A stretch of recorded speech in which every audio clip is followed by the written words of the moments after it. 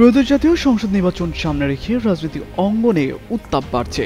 কার্যক্রম স্থগিত আওয়ামী লীগের ভোটের মাঠে অনুপস্থিত নতুন সমীকরণ তৈরি করেছে।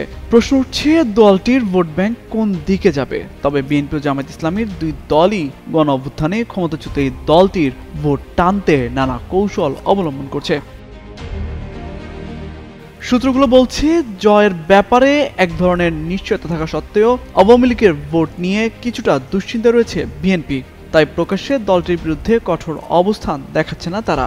পাশাপাশি নির্বাচনী প্রচারণায় অনেক স্থানে বিএনপির প্রার্থীরা আওয়ামী লীগ সমর্থক ও ভোটারদের নিরাপত্তা দেওয়ার আশ্বাসের পাশাপাশি তাদের পাশে দাঁড়ানোর প্রতিশ্রুতি দিচ্ছেন। স্কিন শুষ্ক রুক্ষ হয়ে যাবে বলে কি বাইরে যাবে না? জাস্ট 1 2 3 4 করো, স্কিনটাকে রিভাইভ করো। অন্যদিকে বসে নেই আগামী নির্বাচনে বিএনপি প্রতিদ্বন্দ্বী বলে পরিচিত জামায়াত।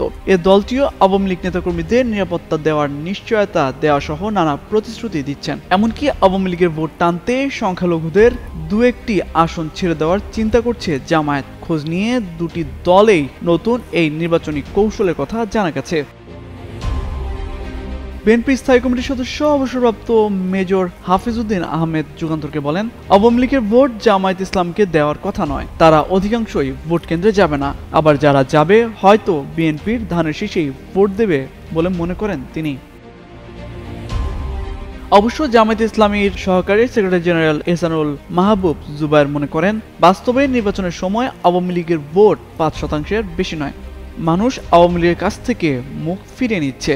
এরপরও যারা আছে আগামী জাতীয় নির্বাচনে অনেকেই ভোট দিতে যাবে না বলে মনে করেন তিনি।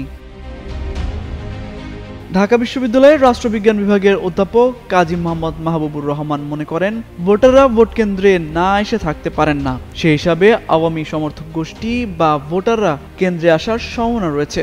এছাড়া যদি কোনো প্রার্থী ব্যক্তিগতভাবে ভোটারদের আকর্ষণ করতে পারেন তাহলে আওয়ামী লীগের ভোট পাবেন। ভোট নিয়ে রাজনৈতিক পর্যবেক্ষকরা মনে করেন, বর্তমান বাস্তবতায় আওয়ামী লীগের তৃণমূল নেতাকর্মী ও সাধারণ সমর্থকরা এখন দুই ভাগে বিভক্ত। একটি অংশ শেখ মুজিবুর রহমানকে নেতা মেনে রাজনীতি করে। এই অংশটি ভোট এবার বিএনপির পক্ষে যাবে বলে মনে করছেন তারা, কারণ মুক্তিযুদ্ধ সহ নানা ইস্যুতে তারা কখনো জামায়াতকে ভোট দেবে না। আরেক অংশ শেখ হাসিনাকে নেতা হিসেবে মেনে রাজনীতি করছে। এই অংশে এলাকার রাজনীতি ও নিরাপত্তার কথা ভেবে বিএনপির ধানের শীষকে বেছে নেওয়ার সম্ভাবনা বেশি। তামজিদ মির্জা, যুগান্তর নিউজ।